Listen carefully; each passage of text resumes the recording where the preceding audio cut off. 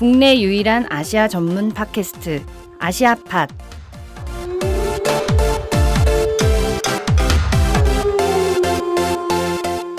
안녕하세요. 오늘 처음 진행을 맡게 된 참여연대 국제연대위원회 이미현 간사입니다. 추석 연휴 잘 보내셨나요? 풍성하고 평안한 수학의 계절이 되어야 할 텐데요. 안타깝게도 최근 아시아에서 들려온 이야기들은 우울한 소식이 더 많은 것 같습니다.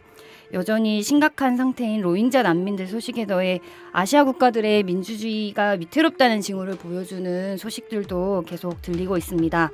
민주주의가 후퇴하면 아시겠지만 인권 실태는 더욱 악화될 수밖에 없을 텐데요. 아시아의 민주주의 실현을 간절히 소망하며 10월 아시아팟 시작합니다. 함께 진행을 맡아주실 김영종 연세대학교 원주 캠퍼스 국제관계학과 교수님 옆에 나와 계십니다. 교수님 안녕하세요. 안녕하십니까, 김영종입니다. 네, 추석 잘 보내셨어요? 예, 잘 보냈습니다. 네, 이렇게 아시아팟에서 뵙게 되니 색다르면서도 반갑고 그런데요. 잘 네, 반갑습니다. 잘 부탁드립니다. 네, 요즘 여러 가지 뉴스들도 많긴 하지만 지금 이제 노벨상 시즌이잖아요. 그래서 최근에 추석 연휴 기간에 노벨 평화상 소식으로 저는 사실 깜짝 놀랐거든요. 저희랑 같이 그 연대하던 단체였던 아이캔이라는 곳이 상을 받았는데요. 핵무기 반대 운동을 하는 곳이었고, 근데 시즌이다 보니 노벨 평화상 수상자 아웅산 수치 여사에 대한 이야기도 계속 나오고 있죠. 그래서 상을 박탈해야 한다더니 뭐 이런 이야기도 나오더라고요. 예. 저희 아시아팟에서 지난번에 다룬 바가 있었는데요. 로힝자 문제라고 하는 것이 역사적으로도 그렇고 정치적으로도 굉장히 복잡하게 얽혀 있습니다. 이제 그럼에도 불구하고 사실상 다른 어떤 이유도 정당화될 수 없는 굉장히 비극적 상황을 맞고 있기 때문에 아웅산 수치가 사실은 그 명성과 그리고 그가 받았던 지지, 국제사회로 받던 도움에 답하는 그런 전향적인 자세가 필요할 거라고 생각됩니다. 사실 정치 소식도 많이 우울하지만 이 대부분의 아시아 뉴스 저희가 이제 한 달 뉴스를 이렇게 계속 돌이켜 보면 로힝자 이슈가 여전히 다수더라고요. 그래서 추석 연휴 기간에도 그 난민 보트가 전복됐다는 뉴스가 2번 이상 나왔던 것 같아요. 그 연휴 기간에만. 그래서 사망자가 또 다수 나왔다는 기사가 있는데 보니까 그 난민 캠프를 새롭게 구축하기로 한 합의도 있었더라고요. 네네. 방글라데시에 원래도 제일 많은 로힝자 난민이 수용되어 있는 걸로 알고 있는데 몇만 80만 명 수용할 수 있는 거의 100만에 육박한다 지금 그렇고 보있습니다. 네네. 그래서 새로운 난민 캠프를 구축하기로 미얀마랑 방글라데시 정부가 합의를 해서 이제 준비하고 있다고 하는데 그나마 다행인 건가요? 예, 일단 뭐 다행이라고 봐야 될 거겠죠. 왜냐하면 목숨을 걸고 탈출하는 과정에서 여러 위험에 부딪히기도 하지만 실제로 방글라데시의 그 난민 캠프에 도착한다 하더라도 캠프 상황이 굉장히 열악하고 거주 이주의 자유가 없기 때문에 그 내에서 굉장히 좀 열악한 상황에 있습니다. 그래서 지금 뭐 당장의 그 미얀마 내에 뭐 강제적인 개입이 힘든 상황이겠지만 비록 이제 그 외부에 인접한 그런 구호 캠프 같은데 좀 구호 손길이 많이 이어지는 것이 그리고 시설을 좀 개선하는 것이 굉장히 급한 일이라고 생각됩니다. 네, 곧 이제 겨울이라 난민들에게는 더욱더 힘든 시기가 될 텐데요. 난민 캠프도 빨리 구축되고 좀 로힝자 문제가 좀 더 개선이 되는 그 계기가 좀 더 빨리 왔으면 좋겠습니다.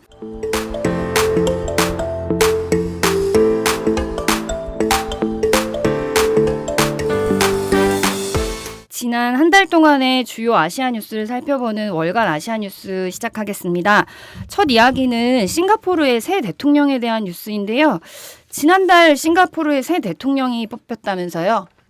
네, 그렇습니다. 9월 13일인가요? 그렇게 알고 있습니다. 그래서 결과적으로는 할리마 야콥이란 분이 여성으로서는 최초로 또 무슬림 말레이계로서는 최초로 이제 대통령에 임명되었습니다. 그런데 이제 그 과정에서 이제 선거가 이루어지지 않은 과정이 있어서 좀 논란이 되고 있습니다. 원래는 근데 선거로 뽑는 건데 선거를 안 하고도 지금 뽑혔다는 말씀이신 거죠? 네, 좀 배경 설명을 드리자면은 그 뭐 싱가포르를 했을 때 우리가 떠오르는 사람은 이강호 총리 아니겠습니까? 그래서 지금은 그 이후에 이제 리션용이라는 그 아들이 지금 총리로 재직을 하고 있고요. 그래서 실제로 보면 총리의 힘이 굉장히 막강합니다. 그리고 이제 내가 책임제로 볼 수가 있고요. 그렇지만 대통령이라고 하는 굉장히 상징적인 그 직위를 갖고 있고요.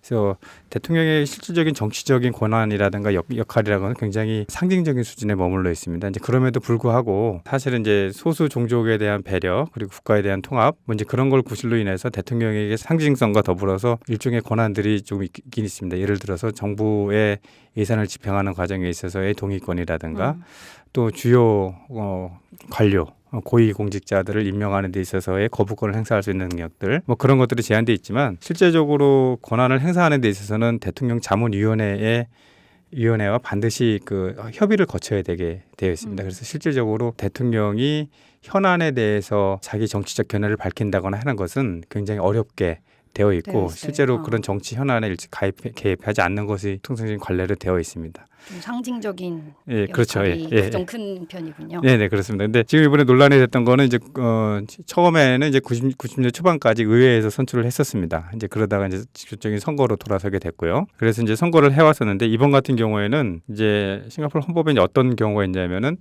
싱가포르를 구성하고 있는 중국계 말레이계, 인도계 이렇게 되어 있습니다. 그래서 종족적 개념으로 봤을 때 우리가 싱가포르 하면 보통 이제 중국 사람들, 화교 사람들만 생각을 하겠는데 실제로 이제 말레이계가 다수 아니에요? 다수는 아니고요. 그래요? 싱가포르이 한때 이제 말레이시아 연방에 소속돼 있었죠. 그래서 말레이시아 연방에 독립하는데 독립을 하게 되면 이제 말레이시아는 말레이계들이 다수인 그런 말레이시아가 됐고요. 싱가포르는 중국계가 다수인 싱가포르이 된 겁니다. 그래서 실제 구성으로 보면 중국계가 한 70%, 73% 정도 되고요. 말레이계가 12%, 한 인도계가 8%입니다. 그런데 대통령을 선출함에 있어서 어느 특정 종족을 대표하는 대통령이 30년 이상 나오지 않을 경우에는 거기에 우선적으로 배정을 한다라는 규정이 있습니다. 그렇기 때문에 이번에 보면은 초대 대통령이 말레이계였고요. 여러분 싱가포르 놀러 가시게 되면은 싱가포르 뒤에 지폐에 인물 사진이 나와 있습니다. 네네. 싱가포르 역사라는 게 사실상 굉장히 짧은 역사입니다. 그래서 일대 초대 대통령을 했는데 그 사람이 이제 말레이계 사람이었고요. 그 뒤로 이제 나오지 않았던 거죠. 그래서 이번 같은 경우는 말레이계를 뽑아야 된다라고 하는 헌법의 조건 해석이 달려 있었고요.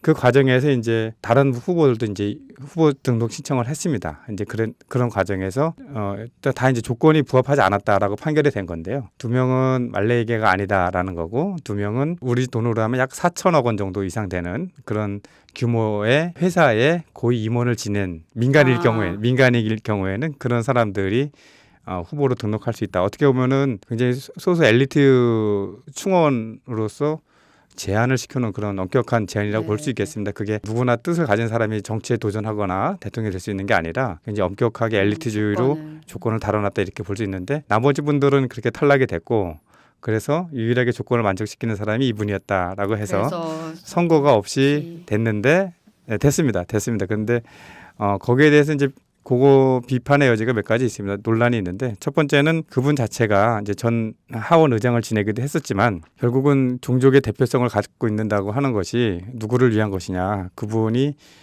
이전에 뭐 온라인이라든가 프로파일 보면은 인도계 말레이계라고 하죠. 말레이계인데 이제 아버지가 인도계 사람이었다는 거죠.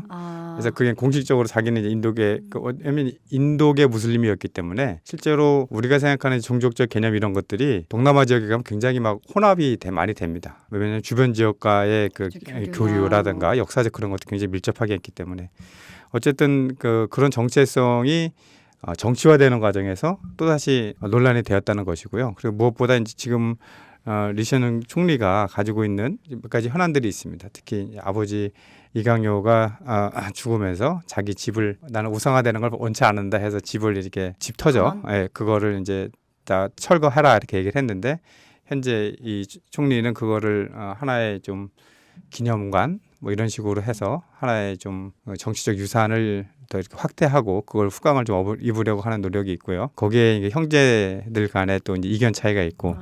그래서 몇몇 정치가들 특히 이제 대통령 후보자로 나오고 했던 그런 몇몇 사람들은 그 부분에 대해서 굉장히 좀 비판적인 그리고 정부가 어떻게 거기에 개입했는가 혹시 부당한 권한이 행사되지 않았는가에 대해서 한번 밝히겠다 뭐 이제 그런 얘기도 한번 한 적이 있습니다. 그래서 그런 좀 논란이 소지가 있는 사람들을 배제하는 과정에서 사실상은 이분이 지금 새로 대통령이 된 할리마 야콥이라는 분이 모셔지게 됐는데 그런 분이 그럼 과연 그러한 정당성을 국민들로부터 인정받을 수 있겠는가?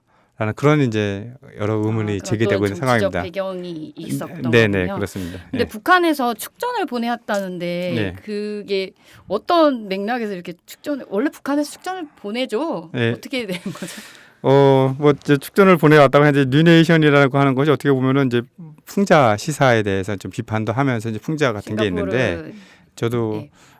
확인을 해 보니까 여기서는 비판을 하기 위해서 이제 풍자를 했습니다. 뭐 예를 들면 뭐 우리 조국에서도 불가능한 일을 싱가포르에서 해냈다. 뭐 굉장히 우리가 배워야 된다 이런 식으로 재밌게 썼는데 사실상 그 실제로 북한에서 축전을 한 내용은 김영남 북한 최고인민회의 최고 상임위원장 상임위원장 이름으로 보냈고 그 내용은 굉장히 평이한 일반적인 정치 지도자의 선출에 대해서 축하하는 그런 메시지 정도였던 것 같고 다만 그 부분이 이제 눈에 띄는 대목들은 아마 이제 풍자의 맥락에서 봤을 때는 그 선거 없이 세습한 그런 지도자나 싱가포르이 가지고 있는 그런 정치적 억압 상태에서 선거 없이 뽑힌 대통령에 대한 풍자가 좀 맥락이 닿지 않았나 그래서 그것이 아마 이렇게 좀 알려지게 된 것 같습니다. 싱가포르의 민주주의 상황도 참 답답한데 사실 캄보디아에서도 온센 총리가 내년 총선을 앞두고 제1야당 강제 해산을 대법원에 요청했다는 기사를 봤는데요. 참 한숨이 나오는 상황인 것 같습니다. 훈센 총리가 32년간 독재를 했다고 하는데요. 앞으로 또 더 10년을 더 하겠다 이런 얘기도 있고 어떤 상황이죠 지금 캄보디아 상황은? 예, 뭐 캄보디아 상황이라고 하는 것이 사실은 이제 97년 그리고 이제 내부적 권력 다툼의 상황에서 이제 훈센이 집권에 성공을 하게 되고 지금까지 쭉 이어져 오고 있습니다. 근데 사실은 이제 캄보디아가 이렇게 주목을 받게 된 구체적인 계기는 2013년 정도라고 볼 수 있겠습니다. 그 이전까지는 어떻게 보면은 이제 권위주의 통치 스타일에서 그것이 이제 주도하는 이제 강압적 정치 구조 그리고 그런 것들이 리드하는 어떻게 보면 이제 기본 경제 성장 바탕이 낮았기 때문에 거기서 양적인 성장이 이루어지는 그런 단계였고 그렇지만 이제 정치 발전이라든가 이런 변화에 대한 기미가 보이지 않았던 그런 시기였다고 볼 수 있는데 이제 2012년 되면서 이제 야당이 이제 단합을 하게 되면서 단일 정선 형성하게 됩니다. 그리고 어떻게 보면은 꾸준히 억압적 통제 속에서 민주주의 된 시민들의 열망들이 자라났던 것이 사실이고요. 이제 그런 시점에서 2013년 선거에서 사실은 어떻게 보면 외부인이 평가하기에는 이제 투표에서는 이겼으나 개표에서는 진 이제 그런 총선의 결과가 나타나게 됩니다. 그래서 훈센 같은 상황에서 봤을 때는 장기적 집권 계획을 갖고 있고 실제로 그렇게 했지만 다가오는 내년이 이제 총선입니다. 내년 총선에서 어떻게 될지 장담할 수 없는 이제 그런 상황에 놓여지게 되는 거죠. 아까 그 안에 축전 얘기가 나왔었는데요. 네. 2013년에 대표적인 부정선거로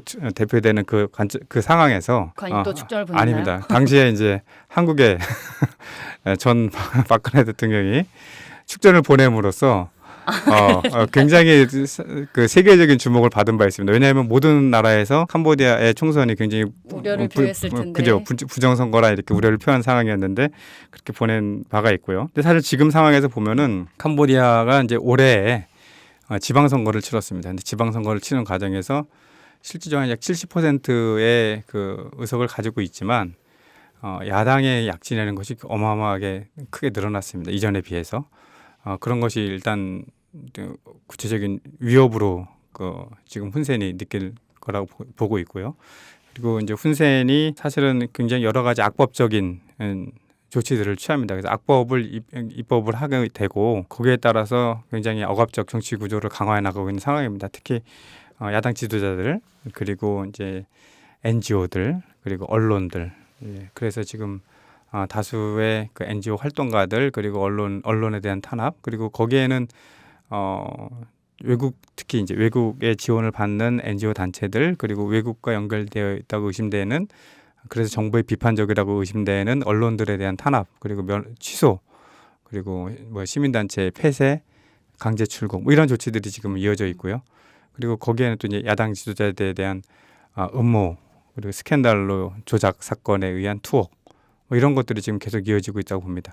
근데 지금 아까 말씀하셨듯이 아시아 지역에서의 그 민주주의가 사실 굉장히 우려스러운 상황이고 퇴행적인 상황이라고 보여지는데 동남아에서도 다수 국가들이 그런 양상을 보이고 있고요. 그리고 사실 이런 것들이 더 우려되는 상황은 이런 것들에 대한 우려의 목소리를 낼 수 있는 국제사회의 목소리라고 하는 것이 굉장히 좀 위축될 가능성이 있다는 거죠. 물론 시민사회들은 더 큰 목소리를 내고 있지만 우려의 목소리를 내고 있지만 실질적으로 이런 권위주의적 국가들을 움직이게 할 수 있었던 것은 서방 국가의 경제 원조 및 투자와 관련된 실질적인 당근과 채찍을 같이 할 수 있는 유인이 있었을 때 가능했는데 잘 아시겠지만 이제 트럼프 당선 이후에 이러한 국제사회 민주주의의 그 목소리 이제 굉장히 줄어들었다는 거죠. 사실 오바마만 하더라도 오바마가 가지고 있는 뭐 실질적인 기여를 떠나서라도 그런 상징적인 최소한 말레이시아 사람들이, 미얀마 사람들이, 뭐 그 좀 억압받는 사람들이 그런 대화의 장소가 있으면은 손을 들고 우리가 이런 상황에 있다. 그 정상회담 때 만나면은 이런 걸 얘기할 수 있겠냐라는 얘기를 하는 그런 장면들이 펼쳐졌는데 지금은 더 뭐 이상 트럼프가 한테 그런 얘기를 한다는 건 사실상 너무 굉장히 아이러니한 너무 그렇죠. 상황이 되는 거죠. 그렇죠. 그래서 좀 더 앞으로 이제 아세안 정상회의도 이제 11월에 있게 되고 우리 대통령도 거기 참석하게 되고 미국 정상들도 오고 하게 되는데 그런 논의의 장이 좀 축소되고 어떻게 보면은 굉장히 자기 국가 이익을 극대화하려는 전략적 그런 경쟁의 장으로 지금 변모되는 것이 아닌가. 그래서 이럴 때일수록 좀 시민단체라든가 연대의 필요성이 좀 증가하는 것 같습니다. 네. 사실 2015년에 그 캄보디아에서 단체 등록법 이 변경됐을 때 사실 공동으로 연명해서 그 성명도 내고 했었던 게 기억이 나요. 그래서 네네, 바로 그 네, 점이죠. 그게 시민단체 탄압의 하나의 방법으로 그렇게 단체 등록법 이런 것들 바꾸는 걸 기억이 나는데요. 뭐 EU나 사실 국제인권단체들이 이번 그 훈센의 조치에 대해서 사실 비판도 하고 나섰다고 하는데 지금 최근에 뭐 아시아를 비롯해서 여러 지역의 그 민주주의가 많이 후퇴하고 사실 우클릭이라고 얘기할 정도로 사실 보수적인 정권들이 많이들 들어서고 있어서 사실 인권 상황이 설 수 있는 그 여지라고 해야 되나 이런 게 많이 좁아지고 있는 것 같아서 사실 좀 안타까운 것 같습니다. 이번 달 아시아 뉴스는 참 안타깝지만 이런 그 소식들로 해서 여기서 마무리하고요. 다음 달에 또 새로운 뉴스로 찾아뵙는 걸 약속드리겠습니다.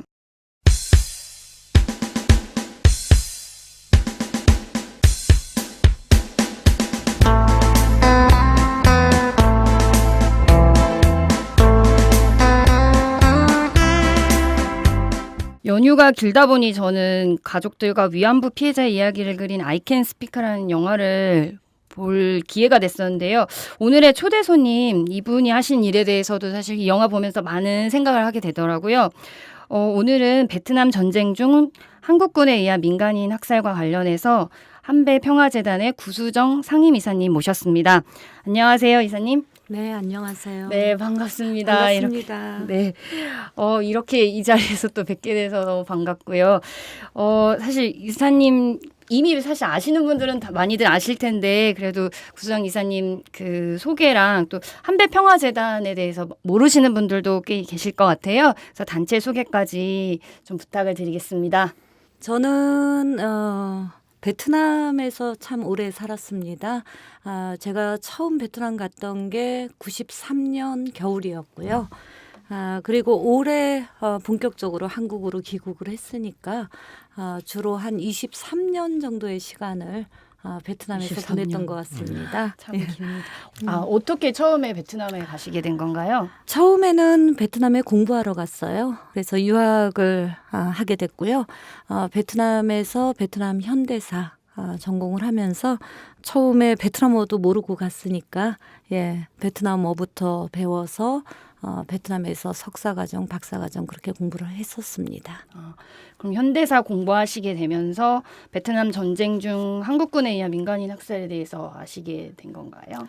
예, 제가 처음에 베트남이라는 나라를 제 유학지로 결정할 때부터 제 관심사는 베트남 전쟁 당시 한국군의 개인 문제에 대해서 연구를 하겠다, 뭐 이런 생각을 가지고 갔었고요. 저는 이제 그 당시에도 이 문제에 대해서 뭐 한국 연구자들이나 미국 연구자들이 논문이 없었던 건 아니에요. 근데 기존의 연구들을 이렇게 보다 보니까 대부분 미국의 자료에 의존해서 논문을 쓰거나 그리고 뭐 아니면 한국 자료에 의존해서 논문을 쓰는 걸 보면서 이 전쟁의 또 하나의 당사국이었던 베트남 사람들의 시각이나 입장에서 그들의 전쟁을 바라보는 논문은 없었구나. 뭐 이런 생각을 좀 하게 됐습니다.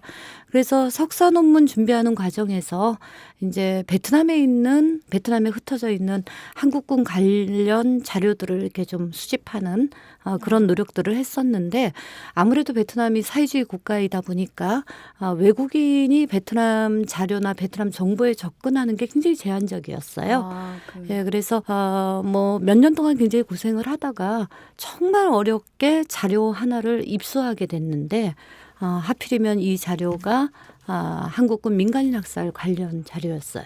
그게 언제쯤이신 건가요? 그럼? 아마 제가 기억하기로는 97년이라고 생각을 하는데요. 그 당시에 이제 너무너무 힘들게 이 자료를 손에 넣게 돼서 예, 그래서 사실은 굉장히 기쁜 마음으로 자료를 열었다가 그 자료의 제목 자체가 남베트남에서의 남조선 군대의 제악, 그러니까 범죄라는 예, 그런 제목의 자료였어요. 지금 이렇게 돌아보면 이 자료를 그렇게 제가 손에 넣게 된 것이 상당히 운명적이라는 그런 느낌도 듭니다.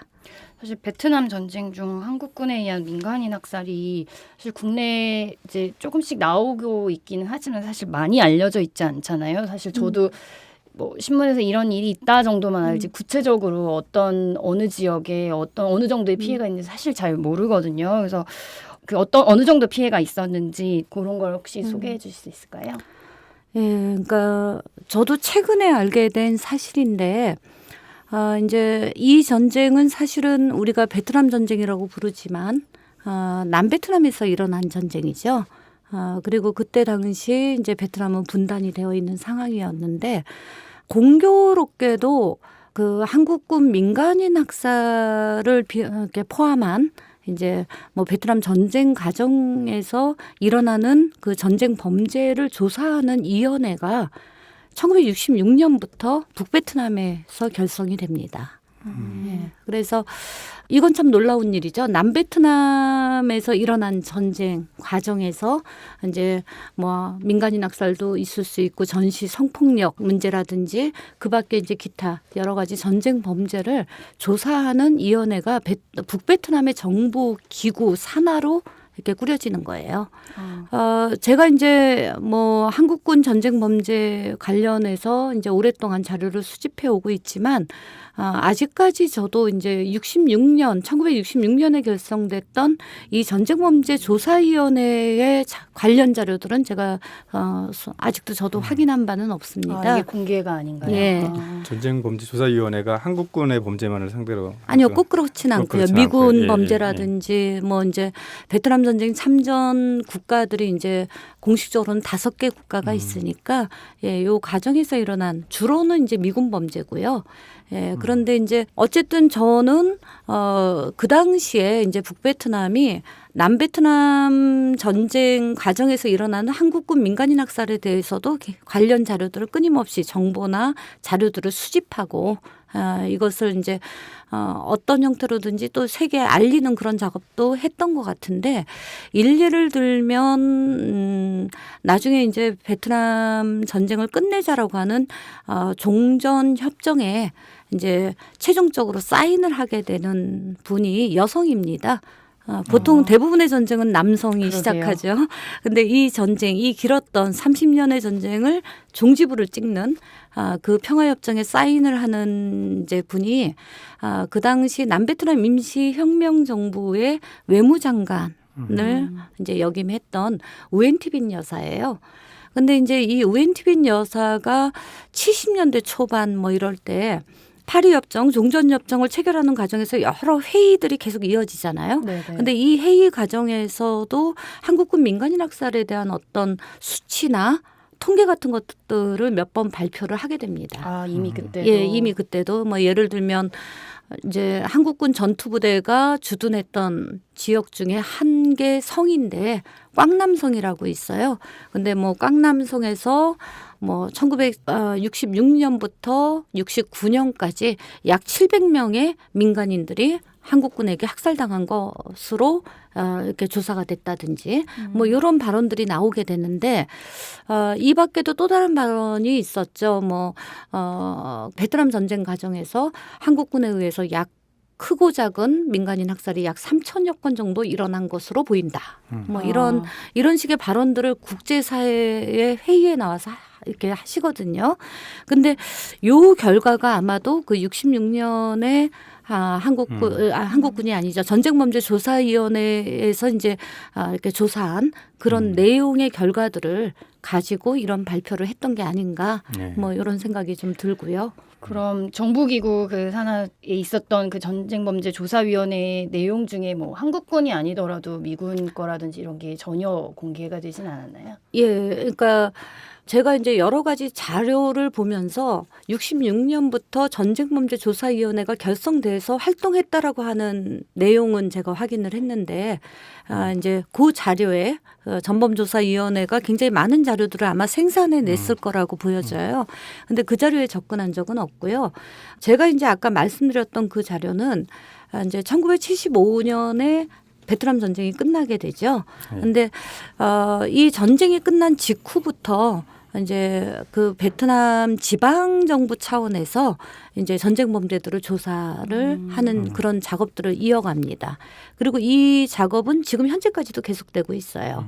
그러니까 이제 75년 직후부터 이제 베트남 전쟁 과정에서 있었던 이제 다양한 전쟁 범죄 사건들을 지방 정부 차원에서 조사하고 이것을 중앙 정부에서 이제 뭐 취합한다든지 이런 노력들을 지금 현재까지 베트남이 이어가고 있는데, 제가 이제 만나게 된 그 자료는 뭐 저도 이제 여러 아주 굉장히 복잡하고 어려운 경로를 통해서 이 자료를 입수했기 때문에 이 자료가 제 손에 들어왔을 때는 앞장이나 뭐 뒷장 같은 게 이렇게 찢어져 있었어요. 복사본인데도.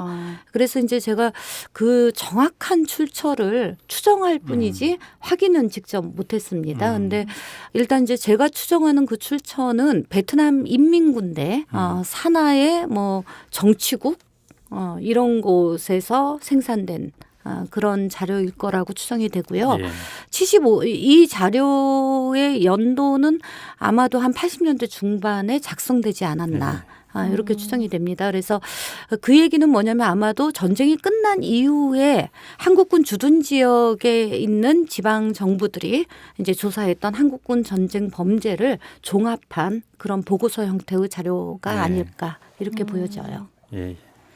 좀 이제 사실 의아한 게 이렇게 베트남 정부 차원에서든 지방 정부 차원에서든 계속 조사를 하고 있는데, 조사를 하고 자료를 모으고 있는데 사실 한국 정부에 요구하거나 이랬던 것은 별로 없었던 것 같아요. 제 기억에는 최근에 이제 문재인 대통령 발언으로 외무성에서 이제 입장을 안 낸 적은 있기는 하지만 그래서 사실 그런 게 좀 의아하기도 하고 베트남 사람들 어떻게 생각할지 사실 궁금하긴 하거든요. 한국인들은 사실 베트남 파병을 경제 발전의 초석이었다 또는 뭐 경제적 이익만 사실 기억하는 경향이 있는데, 이런 것들이 사실 좀 베트남 사람들 입장에서는 어떻게 보는지 사실 궁금해요. 이렇게 저희가 이 전쟁 피해나 아니면 식민지 기억에 대해서 하는 것처럼 똑같이 그렇게 기억을 할 텐데 그다지 많이 이렇게 정부 차원에서 항의 입장이라든지 이런 걸 많이 들어보진 못해서.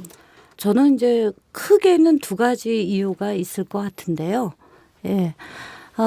이제 예를 들면 저는 이제 한국 사회에서 우리가 친일 청산을 못했다든지 이제 과거사 문제를 우리가 이제 최근 뭐 김대중 정부, 노무현 정부 들어서서야 이제 이런 이슈들, 과거사와 관련된 이슈들을 우리가 이제 관심을 가지고 해결하려는 노력들이 우리도 그때서야 시작이 되는 거죠. 근데 그럴 수밖에 없었던 게 사실은 한국의 분단 상황 때문이 아니었나 저는 이렇게 생각을 합니다. 그래서 한국 현대사의 질곡은 분단에서 비롯된다고 저는 보고 있는데, 그렇다고 한다면 이제 베트남 같은 경우는 어쨌든 베트남이 통일을 이루긴 했지만 이 통일이 남과 북의 무력 전쟁에 의한 통일이었어요. 그러다 보면 어쨌든 이제 베트남 사회에서도 이제 베트남 전쟁이 끝나고 베트남 통일이 이루어지는 76년부터 베트남의 최대 과제는 민족의 통합 문제였죠. 그런데 이제 이런 과정에서 서로 이제 피를 흘리면서 통일을 이룬 이런 나라에서 과거사 문제를 전면에 부각하게 되면 이제 그야말로 뭐 베트남 전쟁 끝나자마자 있었던 미국이 얘기했듯이 수천 명이 뭐 숙청을 당하는 사건이라든지 이런 문제들이 생기는 거죠. 물론 베트남 이제 내부에 베트남 내부에서 물론 이제 베트남도 청산 작업을 안 했던 건 아니죠.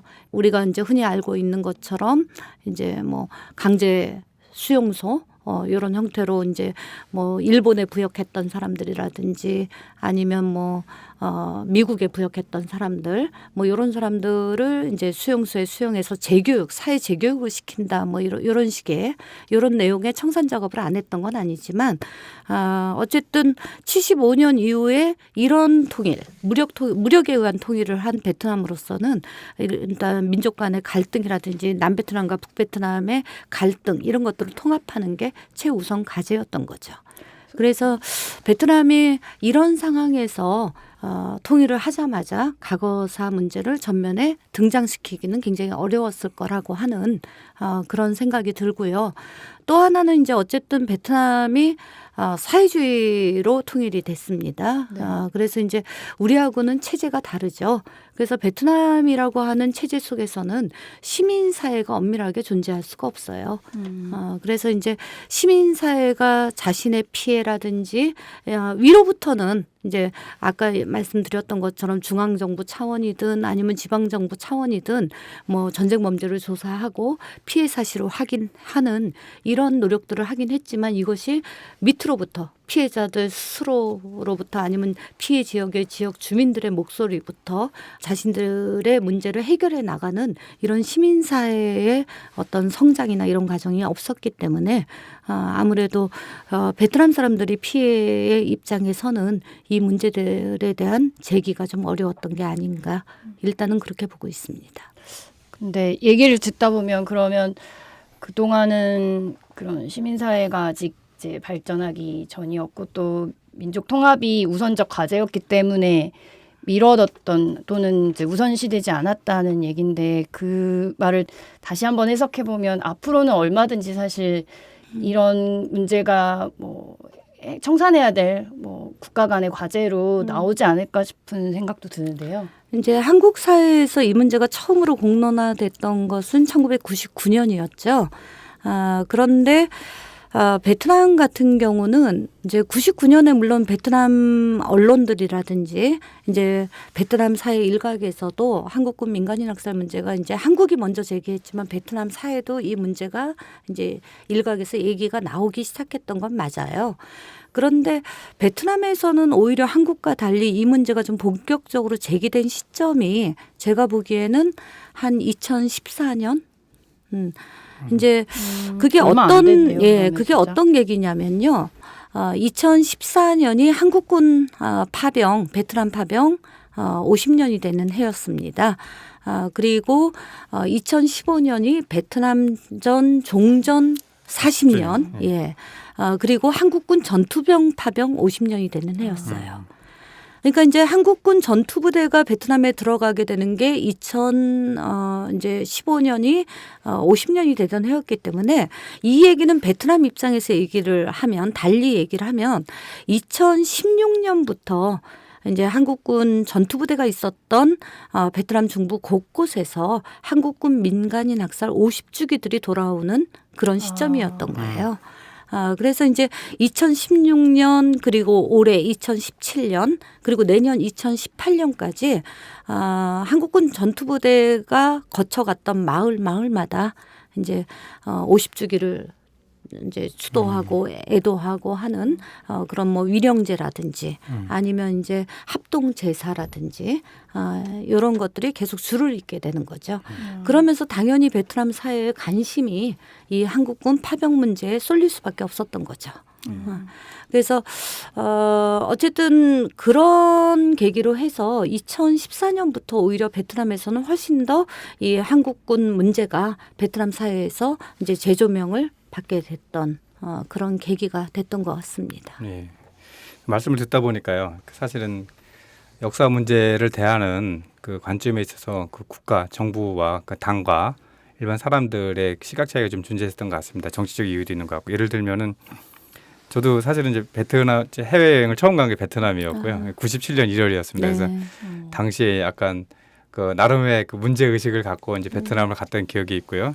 그 중에서 그 전쟁범죄 기념관인가?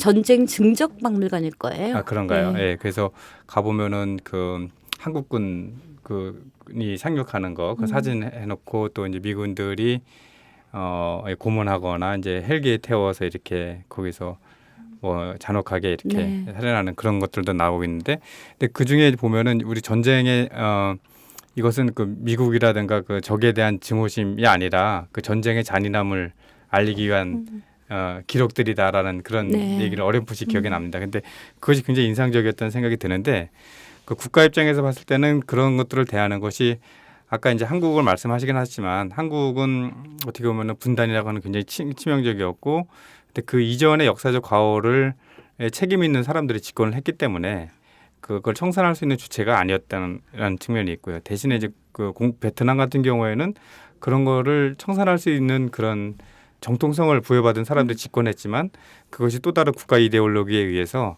이것은 우리가 승리한 전쟁이고 승리한 자의 입장에서 더 그 앞에 나갈 것을 국가 통합이라고 하는 부분으로 전쟁 범죄에 대해서 좀 소홀하지 않았나 이런 생각이 들고요.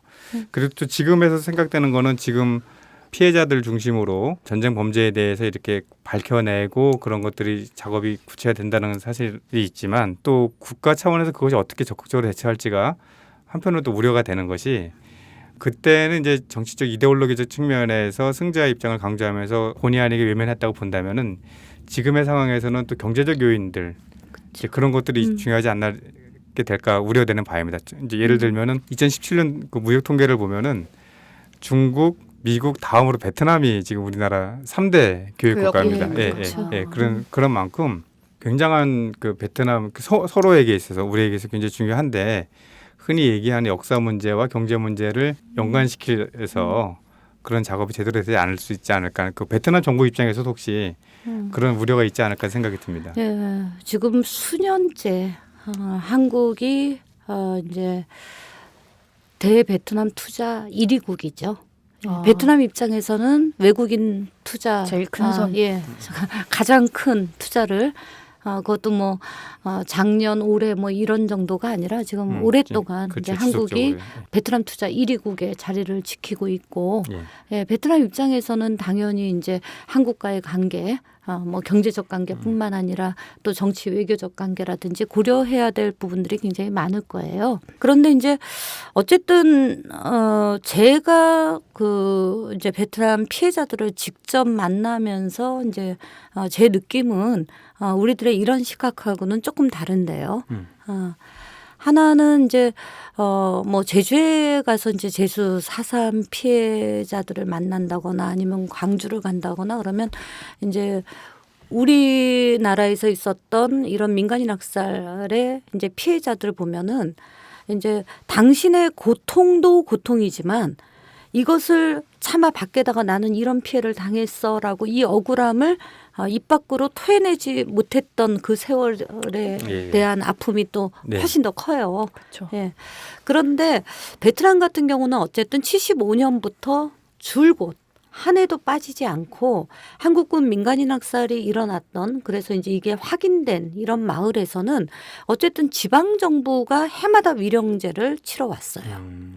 네, 그리고 75년의 베트남 상황이면 우리 한국 전쟁 끝나고 그 직후의 모습하고는 또 비교할 수 없을 만큼 베트남이 더 처참했거든요. 그렇죠. 그럴 수밖에 없는 게 거의 100년에 가까운 프랑스 식민 지배를 당했고, 또 일본이 이제 42년 뭐 이때부터 베트남을 점령하기 시작해요. 그리고 1945년 태평양 전쟁 말기에는 일본의 식량 공출로 베트남 사람들이 약 200만 명 정도가 아사하는 그런 어마어마한 일이죠. 200만 명이 굶어 죽는 건데, 그런 또 이제 사건 같은 것들이 발생을 합니다.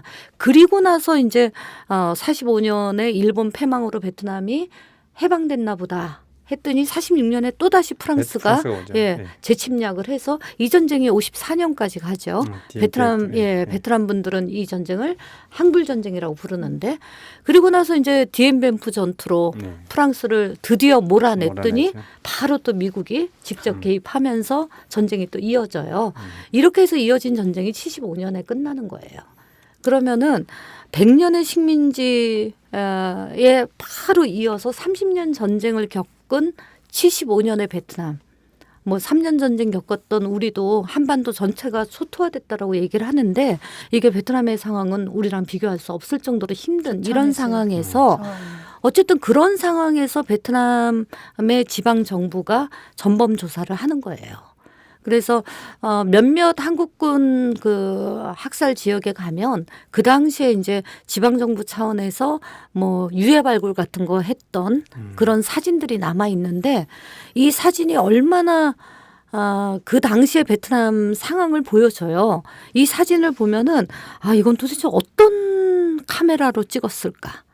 이제 그 당시에 베트남 중부 거의 오지 같은 그런 지역에서 이제 유해 발굴 사업을 한다라고 하면서 아마 지금 우리가 갖고 다니는 그런 뭐 디지털 카메라도 아니었을 거고 그 당시에 정말 너무너무 어렵게 구한 그런 사진기로 똑딱똑딱 이렇게 찍어놨던 유해 발굴 사진을 보면 이 당시에 이런 형편에서 베트남 사람들이 또 유해 발굴을 했구나 뭐 이런 것들이 보여지거든요. 그래서 기본적으로 이제 베트남 피해자들에게는 그래도 우리 정부가 이제 자신의 피해 사실을 입 막고 떠들 수 없게 만든 적은 없는 거죠. 그리고 어쨌든 아무리 어려운 상황이지만 그래도 베트남 정부가 이제 피해자들을 만나서 구술을 듣는다든지 조사를 한다든지 뭐 이런 작업을 거쳐서 그리고 또 이제 이런 조사가 끝나게 되면은 이제 뭐 정부와 이제 관과 민이 또 함께 힘을 모아서 위령비라는 걸 또 세웠죠. 그래서 그들의 이런 이제 한국군 학살에 대한 희생을 기리는 작업들을 했고 그리고 베트남 국가 차원에서 한국군 민간인 학살 지역들을 역사 유적지로 지정하는 작업을 지금 끝냈어요. 그래서 베트남 도처에 있는 한국군 민간인 학살 장소들 이런 것들은 현재 베트남 국가가 지정한 역사 문화 유적지가 다 되어 있거든요. 네. 이제 요것을 이제 다시 유적지로 만들어가는 과정은 또 이게 돈이 필요한 일이니까 뭐 이것을 공원화한다거나 박물관을 짓는다거나 이런 사업들은 좀 이제 아직 뭐 진행이 안 되는 곳이 많지만 어쨌든 학살 지역에 가면 국가가 지정한 역사 문화 유적지라고 하는 팻말들이 다 있어요. 예. 사실 이렇게 베트남에서는 이미 정부 차원이든 개인이든 지방 정부든 이제 많이들 확인하고 이미 역사적 기록으로 이제 인정이 되고 있는데 사실 국내에서는 이 사실에 대해서 인정하지 않는 분위기도 사실 있거든요. 그 전우회들 중심으로 해서 저희 2년 전인가요? 그 평화박물관에서 그 피해자 그 두 분을 국내 초청했을 때 그 맞은편 도로 쪽에서 그 많은 그 집회랑 좀 뭐라고 그러죠? 항의하는 이런 행사 자체에 대해서 항의하는 행사가 있었던 게 좀 기억이 나는데요. 그래서 국내에서는 사실 이런 아예 사실 자체를 부정하고 있는데 이런 간극이랄까 이런 이유랄까 아까 뭐 잠깐 분단이나 이런 얘기를 해주셨는데요. 분명히 있을 것 같아요. 그래서 공론화가 시작된 지가 아까 99년 얘기하셔서 17년 그 정도 됐을 텐데 여전히 또 많이 진척이 좀 덜 된 부분이 있다고 이제 보여지는데 그런 부분은 어떻게 생각하시나요? 99년 얘기 잠깐 하면 이제 99년에 한국군 민간인 학살 문제가 이제 한국 사회에 처음으로 공론화됐을 때 이 문제가 아마 한국이든 베트남이든 양국의 사회에 분명히 충격을 던졌던 것 같아요. 그런데 이제 그 당시에 이제 뭐 참전군인들 한 2천여 분이 그 한겨레 신문사에 난입해서 이제 한겨레 기물을 부순다든지 차량을 전소시킨다든지 이제 굉장히 극렬한 반응을 보이셨어요. 그리고 그때는 아마 지금보다는 언론 상황이 조금 좋지 않았나 싶어요. 한겨레 불타는 이런 장면들이 방송 3사 통해서 다 이제 보도가 됐거든요. 그래서 이제 사람들의 내리 속에는 참전군인들이 항의했던 이런 장면들만 강한 인상으로 남은 것 같아요. 그런데 실제로 제 기억은 다릅니다. 그때 이제 제가 처음에는 이제 한겨레 20일을 통해서 이제 민간인 학살 지역을 쭉 다녔던 읍보 기사를 쓰게 됐는데요.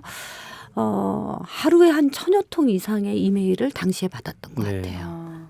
그리고 그리고 이제 굉장히 많은 분들이 전국 각지에서 한겨레 신문사로 성금을 보내기 시작했어요. 베트남의 미안한 마음을 전하고 싶다. 그런데 그때 저는 좀 이상한 느낌이 들었는데 베트남전 당시에 보면은 한국군 민간인 학살뿐만 아니라 미군 학살도 있잖아요. 그리고 이 미군의 이제 최대 민간인 학살인 밀라이 학살은 전 세계적으로 굉장히 유명한 학살이죠.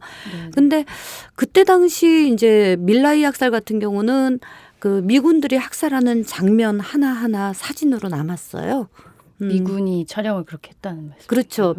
이제 전쟁 기자 종군 기자들. 미군이 밀라이 마을에 들어갔을 때 2명의 미군 기자가 따라 들어가요. 네, 근데 이제 한 명 같은 경우는 무서워서 사진을 못 찍고 다른 한 기자는 그 학살하는 그 장면을 기록으로 남겨요. 그런데 이제 어쨌든 그러면서 그 밀라이 학살이 세계적으로 알려지는 데는 이 사진이 굉장히 주요한 역할을 했었죠.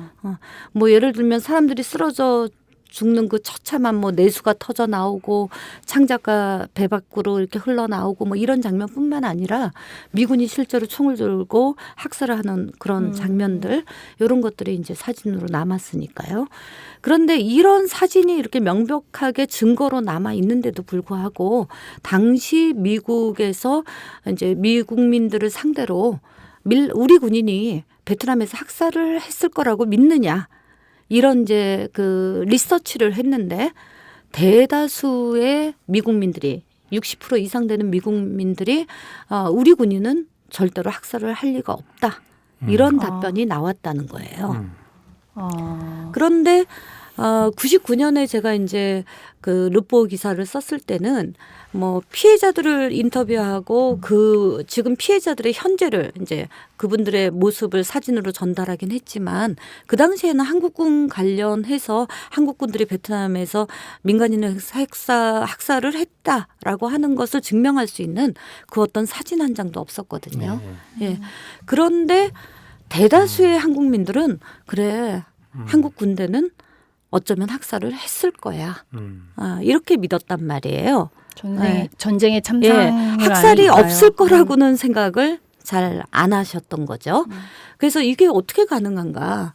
근데 요걸 보니까 우리 역사 속에 이미 수없이 많은 학살이 있어요. 제주에서부터 그리고 이제 한국전 뭐 보도연맹 그 학살도 그렇고 또 한국전쟁 과정에서도 최소 수십만에서 뭐 그렇죠. 많게는 100만이 학살로 죽었을 것이다. 뭐 이렇게 보고 있잖아요.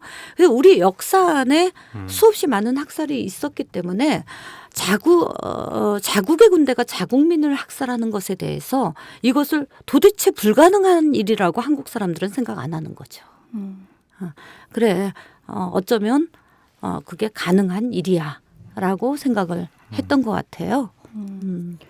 근데 그러면 그럼에도 불구하고 그렇다면 이제 뭐 참전 군인들이나 이 분들이 사실 부정하고 있는 이런 상황이지만 사실 아까 밀라이 학살이나 그럼 아직까지도 미국도 사실 이 학살에 대해서 인정하지 않고 아니요. 있는 건가요? 밀라이 학살은 재판까지 갔고요. 뭐 눈 가리고 아웅식에 쳐버리긴 했지만 실제로 이제 밀라이 학살 책임을 물어서 이제 지휘관을 처벌하기도 했죠. 물론 이제 처음에 무기징역 선고했다가 3년 만에 대통령 특사로 풀려나고 뭐 이러긴 해요. 근데 어쨌든 학살이 법정에 서는 일은 참 드문 일이죠. 예, 굉장히 드문 일이지만 그래도 밀라이 학살 같은 경우는 법정까지 갑니다.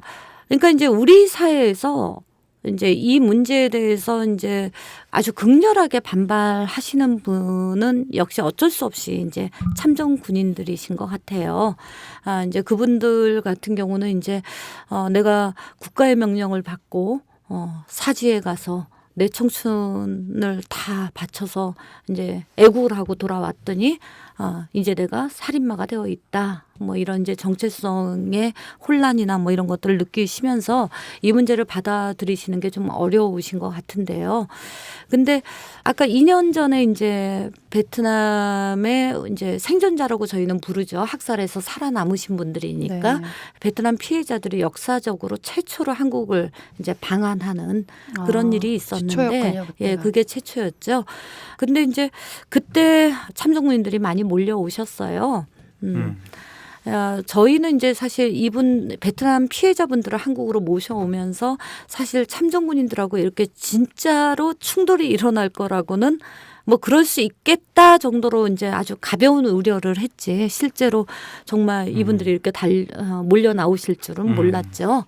근데 이제 그때 저희가 그래서 대비가 좀 없었던 거예요.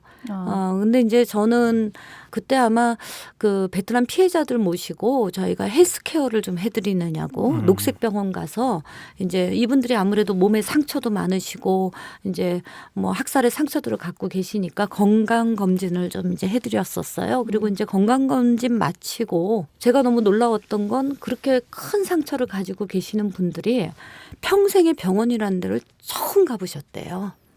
한국에 와서 뭐 많이 아프셨을 텐데 왜냐하면 그때 오셨던 탄아 주머니 같은 경우도 배에 커다란 총상을 가지고 있고 학살 이후에 그 배 밖으로 이제 창자가 다 튀어나왔는데 그 배 밖으로 튀어나온 창자를 부여안고 하루 종일 엄마를 찾아서 헤맸던 이런 기억들, 이런 고통들을 갖고 계신 분이에요.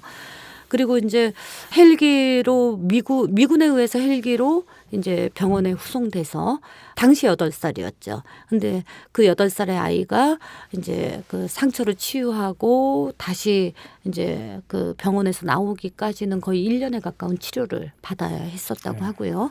그러면 이제 그때 당시에 탄아주머니 이야기에 의하면 기억이 잘 안 나지만 창자를 많이 잘라낸 것 같다. 그래서 늘 배가 아팠다. 항상 이렇게 배 쪽이 당기고 아프고 그러셨다라고 하는데 이런 분이 평생 병원을 가본 적이 없으신 거죠. 그래서 이제 녹색병원에서 건강검진을 받으시고 두 분이 기분이 굉장히 좋으셨어요.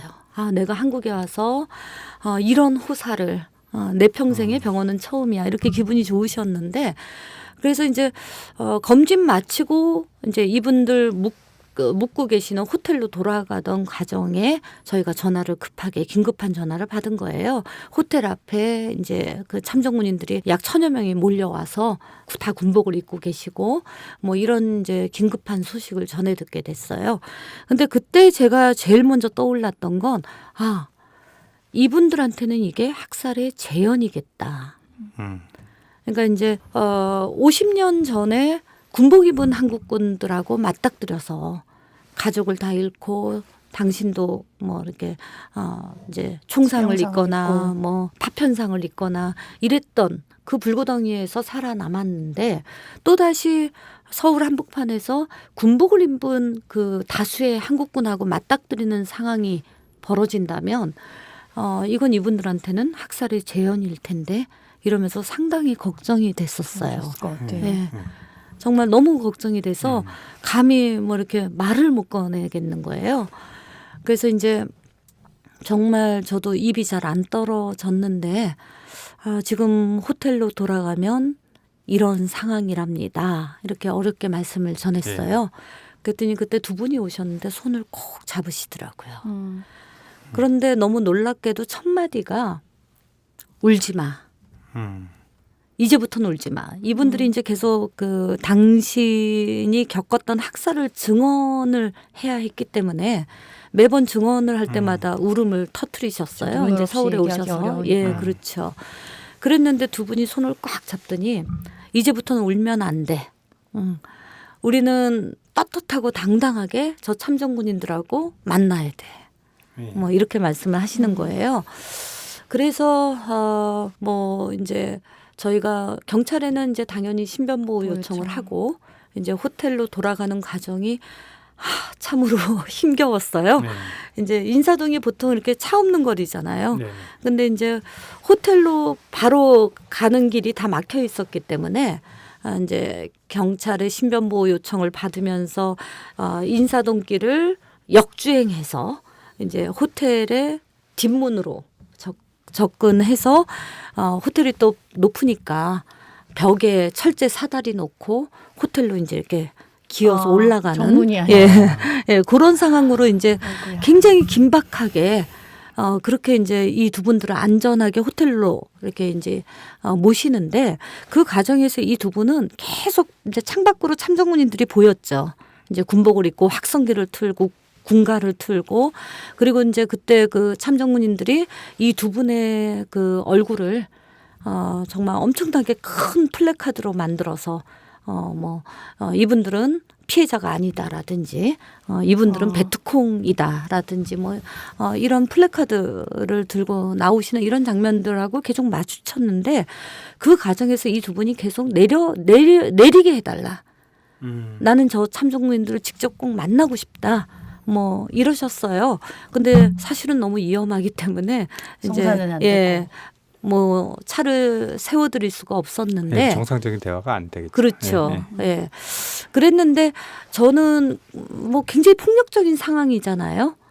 그렇게 해서 또 저도 다리가 후들거리던데 그 호텔 뒷 벽에 철제 사다리를 놓고 거길 기어 올라가서 유리창으로 호텔 안으로 들어가고 이러는 상황이 저도 영화에서만 봤던 그런 상황이 연출이 됐는데 그렇게 해서 호텔 방 안에 딱 들어갔을 때 그때 이제 그 피해자로 오셨던 런 아저씨가 호텔 방에 들어가자마자 창문을 탁 열고 밖을 이렇게 내다보면서 하신 말씀이 있어요. 네. 밖에는 이제 호텔 방문을 탁 여니까 참전군인들 그 확성기 목소리부터 군가가 막 방 안으로 쏟아져 들어오는 그런 상황이었는데 이분이 뭐라고 말씀을 하셨냐면 전쟁도 격렬하지만 평화도 참 격렬하구나.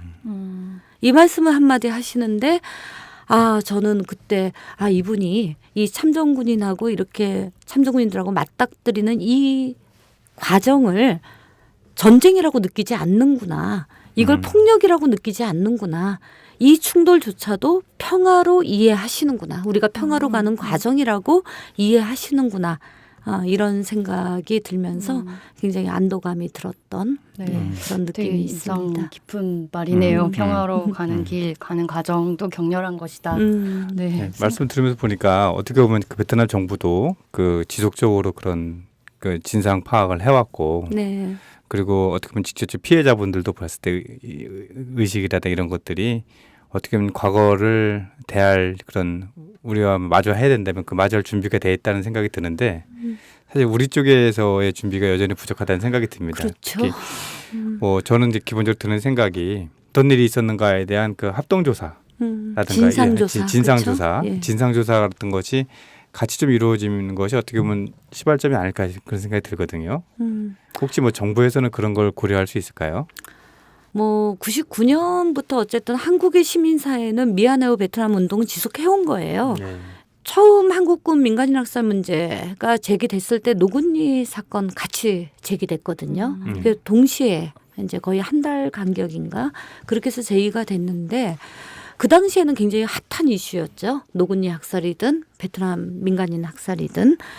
그런데 이제 언론을 통해서 이게 이제 99년부터 이미 거의 20년 가까운 문제니까 계속 보도가 되지 않았을 뿐이지 사실 시민사회 차원에서는 이제 베트남전 진실위원회를 결성해서 이제 우리 정부의 진상조사나 사실인정 사과를 요구하는 이제 그런 운동도 해왔고 그리고 이제 진실위원회에 속해 있던 이제 굉장히 많은 단체들이 실제로 이제 베트남 그 학살 지역을 찾아가서 여러 가지 사업들을 지금 거의 20년 되도록 계속 지속해오고 있어요.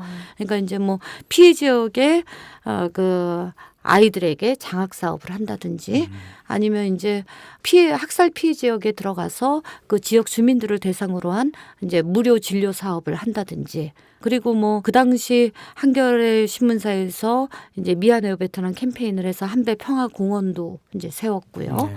뭐 시민단체 나아우리 같은 경우에는 한 이제 꽝남성이라고 하는 한 지역에서 이제 한배 청년 평화 캠프라는 사업을 했어요.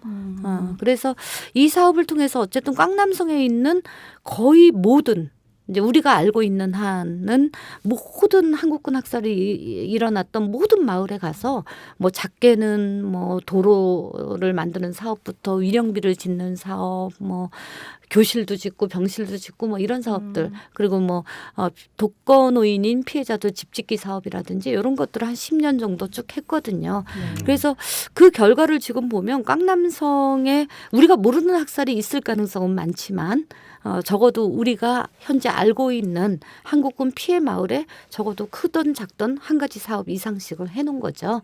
그래서 이 지역 같은 경우는 한국인들에 대한 이제 지역 주민들의 이제 인상이나 뭐 감정이나 이런 것들이 굉장히 많이 해소가 돼 있어요. 이제 우리가 다 손을 못 대고 있긴 하지만 그래서 제가 보기에는 시민사회는 어쨌든 99년부터 현재까지 꾸준하게 그래도 우리의 잘못을 사과하고 이제 피해자들의 아픔을 조금이라도 좀 나누려는 이런 노력을 쉬지 않고 해왔다라고 저는 보고 있는 거고요. 다만 이 긴 세월 동안 한국 정부 차원에서는 딱 한 가지 태도밖에 취하지 않았죠. 한국 정부가 아니면 국방부가 나서서 민간인 학살은 없다라고도 얘기한 적은 없어요. 그리고 실제로 뭐 민간인 학살 의혹이 이렇게 제기가 되고 있는데 이 사실을 인정한 적도 없죠.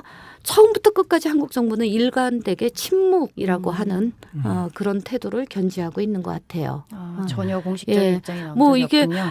한국군 민간인 학살 없었다라고 공개적으로 말하기도 힘들걸요. 그렇게 되면 국제사회 뭐 베트남 자체만이 아니라 국제사회 여론도 굉장히 이제 많이 뜨겁게 제기가 될 테니까 이것을 부인하지도 않고 그렇다고 해서 인정하지도 않는 요 상태를 지금까지 답보해온 거죠. 그래서 어떻게 보면 시민사회의 노력하고는 전혀 별개로 한국군 민간인 학살 이 문제는 20년 동안 계속 의혹으로만 남아 있는 거예요. 아까 이제 교수님 말씀하셨던 것처럼 최소한 어떤 의혹이 한 사회에서 이렇게 뜨겁게 그리고 이렇게 줄기차게 제기가 된다라고 한다면 국가의 역할이라는 게 최소한 그 진상을 확인하는 정도의 노력까지는 해야 되는 거죠. 근데 그런 노력도 전혀 안 했고 진상조사 작업도 안 하다 보니 당연히 사실 인정할 수 없죠.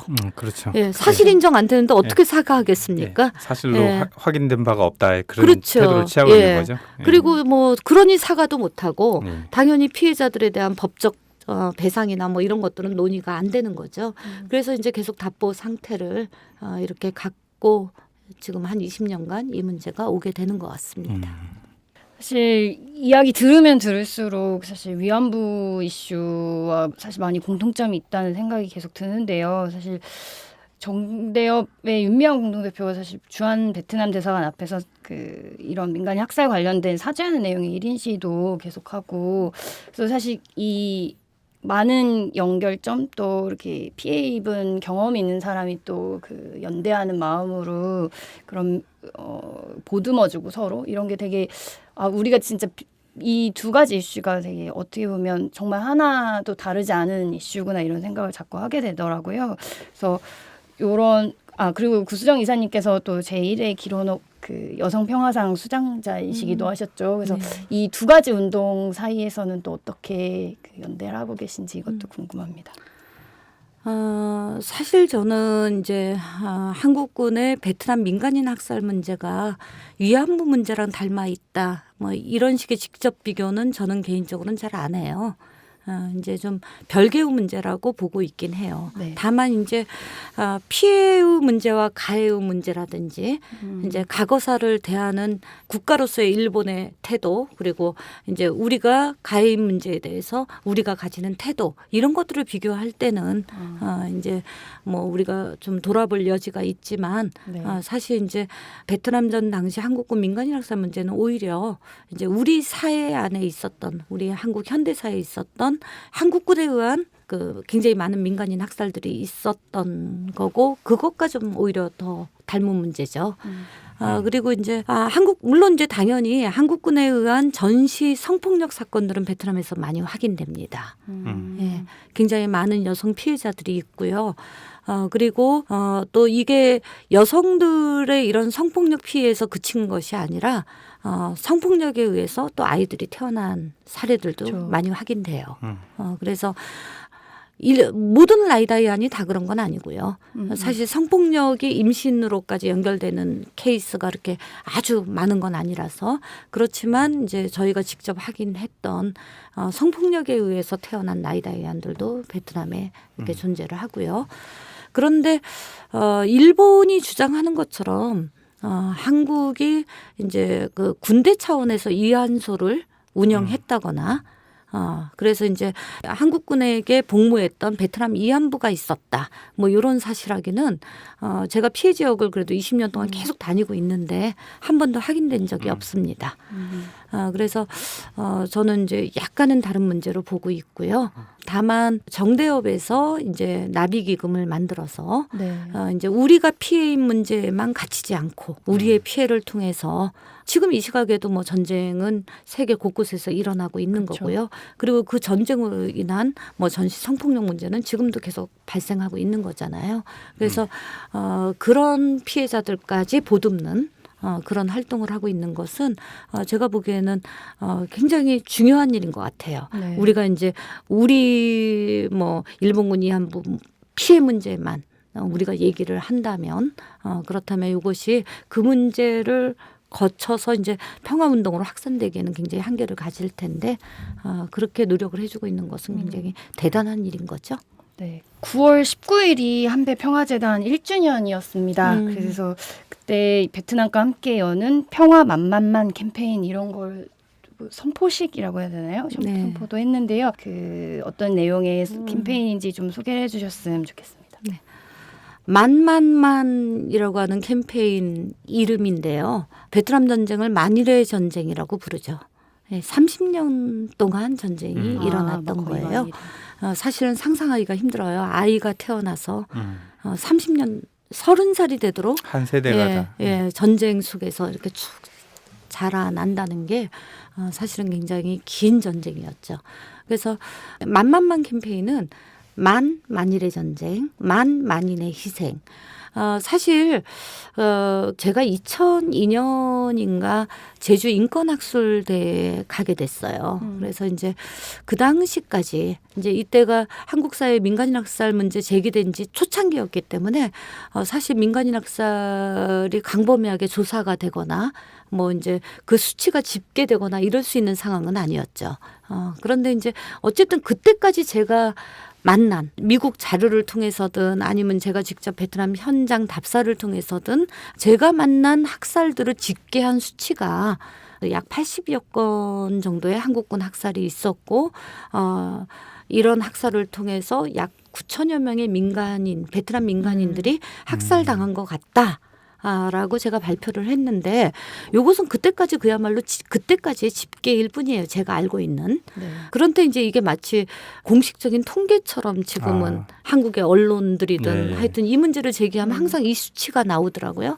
근데 어쨌든 그 뒤로도 우리가 이제 아까 얘기했던 대로 정부 차원의 진상조사도 없었고, 그리고 또 민간 차원에서 이 광범위한 학살을 조사한다는 것도 한계가 있고 해서 그 이후로는 사실 이제 더 이상 조사가 진행되지 않았습니다. 그래서 어쨌든 현재까지는 한국군에 의한 약 10,000명의 희생자가 있을 거라고 추정하고 있는 거고 이것은 현재까지 집계된 숫자.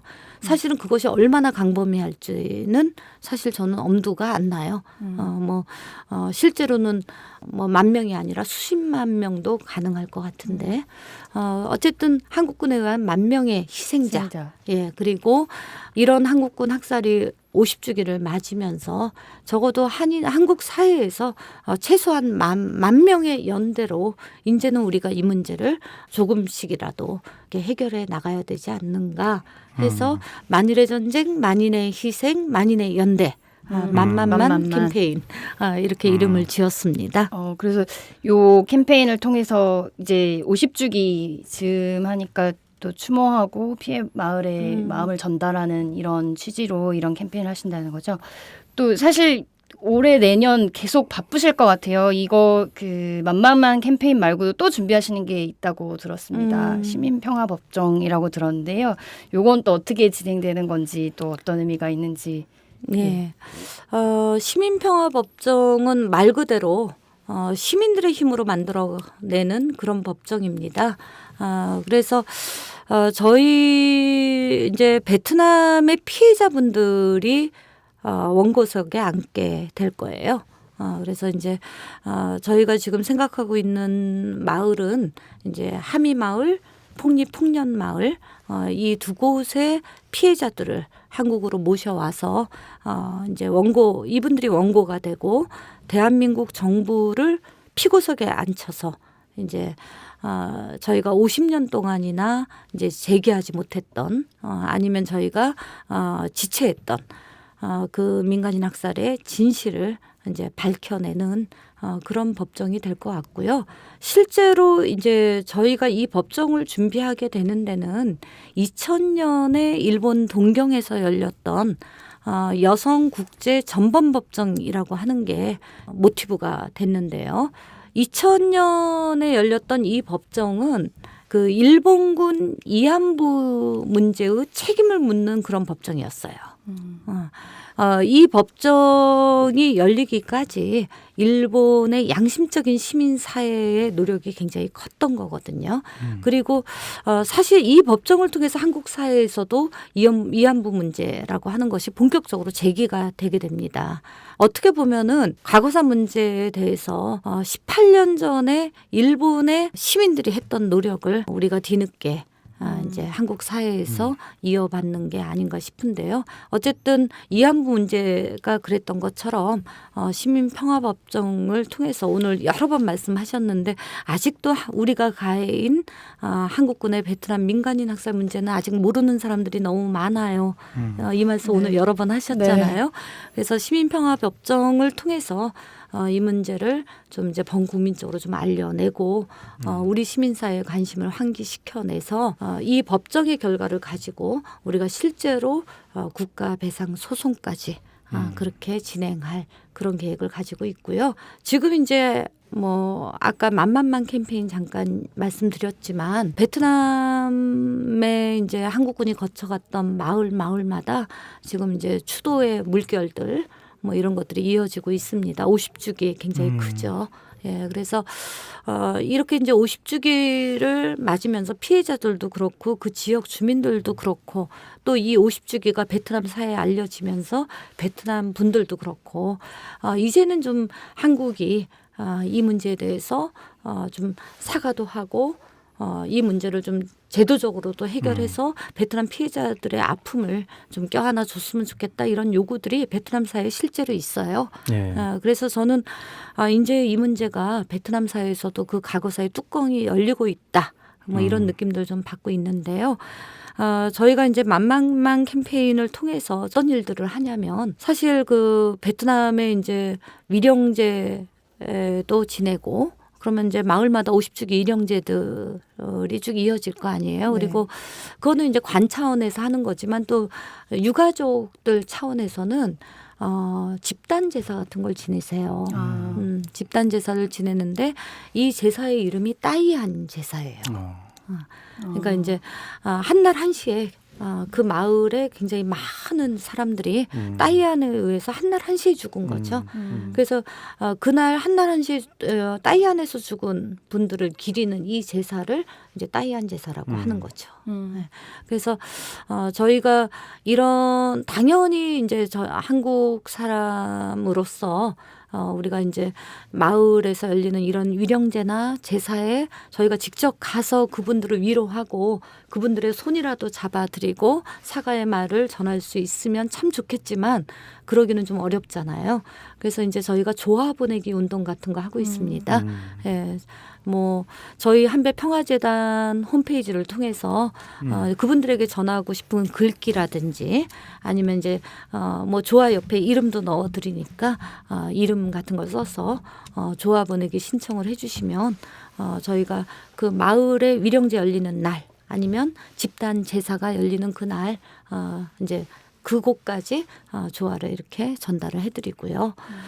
그리고 아무래도 이제 50주기 뭐 이렇게 되면 마을마다 굉장히 많은 수건 사업 같은 것들이 있습니다. 그러니까 뭐 위령제 지어진 지가 이제 10여 년이 지나서 뭐 문짝도 떨어지고 위령제가 많이 낡았어요. 위령제 개보수 해주세요. 뭐 이런 요구라든지 아니면 위령제까지 들어가는 이 길이 이제는 좀 포장이 됐으면 좋겠어요. 라든지 예, 뭐 여러 가지 마을이 이제 50주기를 맞아서 여러 가지 염원들 이런 것들을 많이 표현하시는데 50주기의 이런 마을의 소원들을 들어주기 위해서 저희가 저금통도 배포하고 있어요.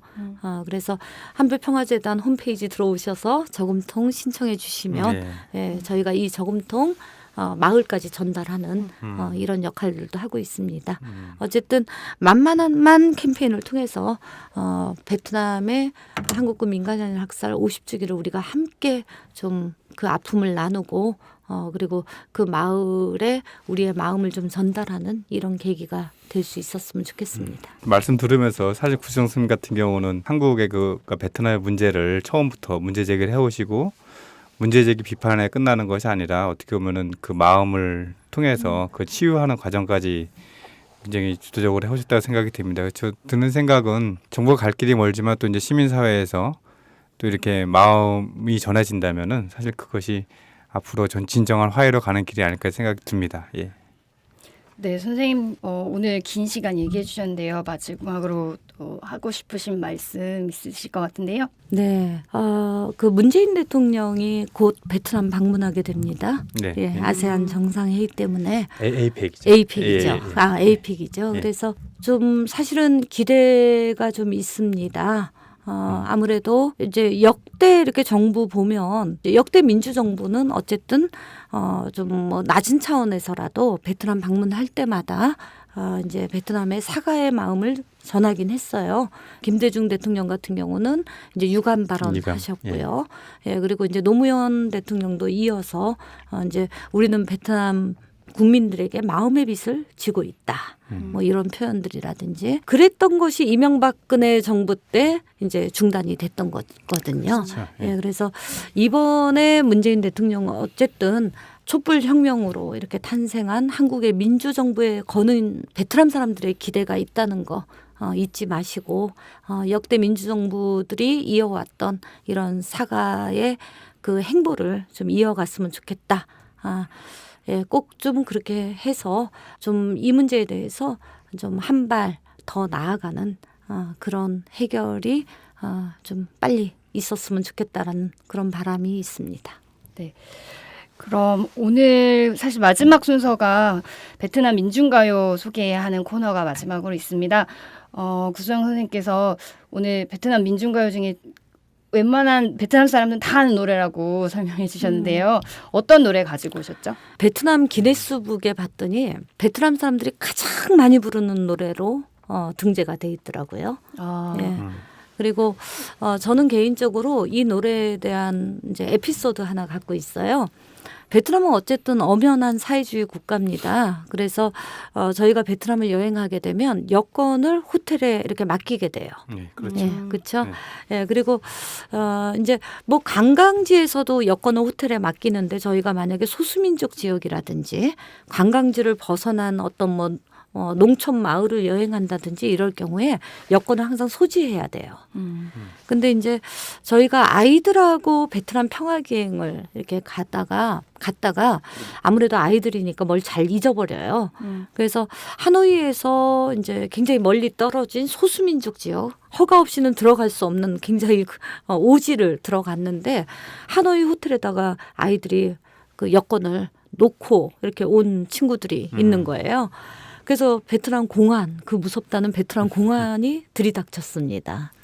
그래서 이제 뭐 여권들 다 내고 뭐 수색하고 뭐 이러는 상황이었는데 아이들이 너무 무서우니까 갑자기 그 베트남 공안 아저씨들을 보면서 이 노래를 불렀어요. 막 빵긋빵긋 웃으면서 저도 왜 갑자기 한국인 아이들, 예, 한국인 아이들이 이제 베트남 가면 베트남 사람들이 좋아하는 노래도 배우고 뭐 이러잖아요. 근데 이 노래가 쉬워요.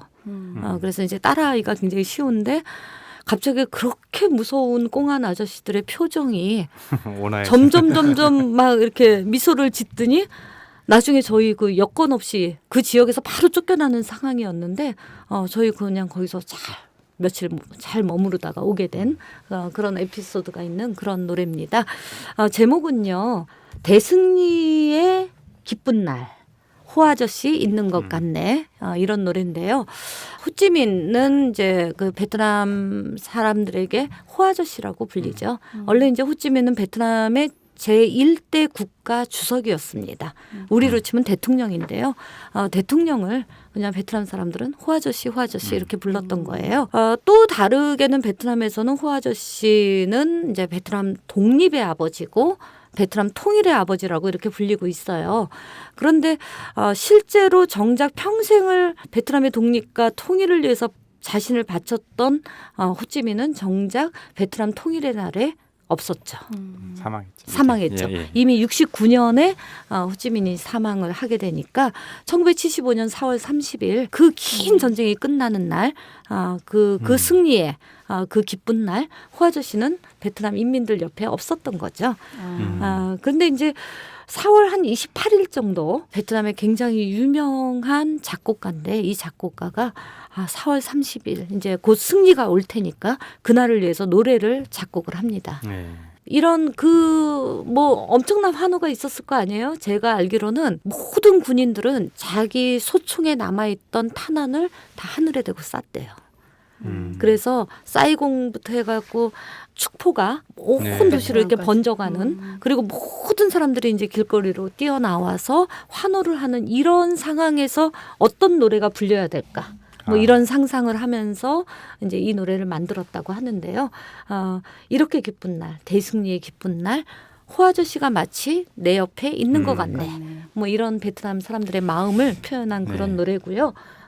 실제로 그 노래가 그럼 불려졌나요? 예, 그 노래가 실제로 4월 30일 오후 4시부터 방송을 타기 시작했는데 또 기네스북에 굉장히 재밌게도 그 당일날 방송에 40번 이 노래가 흘러나왔대요. 그래서 그것도 기록이에요. 네, 그러면 오늘 마지막으로 이 대승리의 기쁜 날 호 아저씨 있는 것 같네라는 베트남 민중가요 들으면서 저희 한국과 베트남 간의 평화로 가는 격렬한 과정에 큰 역할을 하고 계신 구수정 한배 평화재단 상임이사님과의 아시아팟 마치겠습니다. 감사합니다. 감사합니다.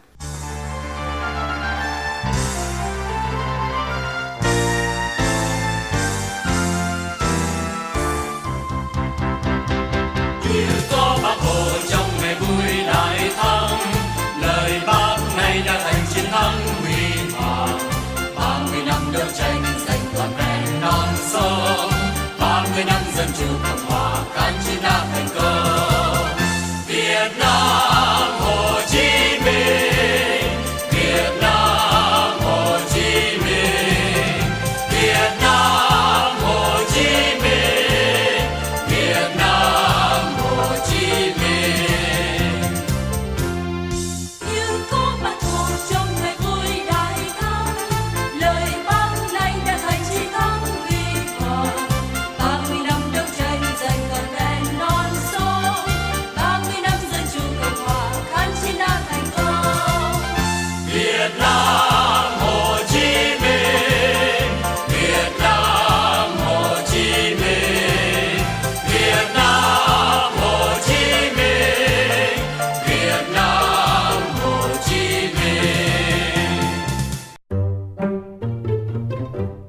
아이고, 싱크대 총장님.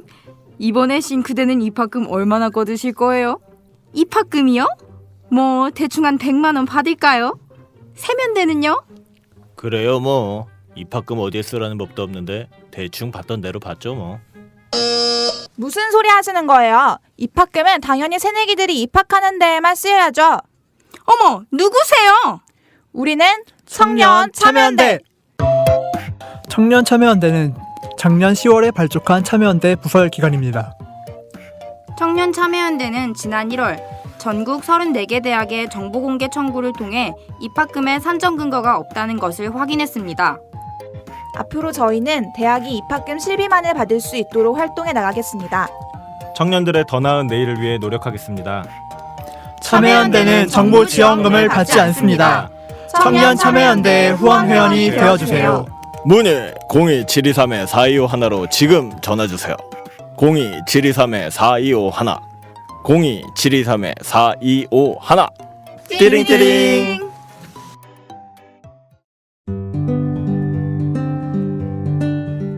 안녕하세요. 아카데미 느티나무 강좌를 7년째 듣고 있는 70살 넘은 할머니 정애자예요. 저에게 아카데미 느티나무는 새로운 배움터입니다. 배움을 통해 행동하는 시민의 발걸음에 동참하고 있다는 것이 뿌듯하답니다. 즐거움과 나눔, 웃음과 실천이 있는 배움의 공간, 아카데미 느티나무에서 뵐 수 있기를 기대합니다. 참, 아카데미 느티나무는 참여연대 부설 시민교육기관입니다.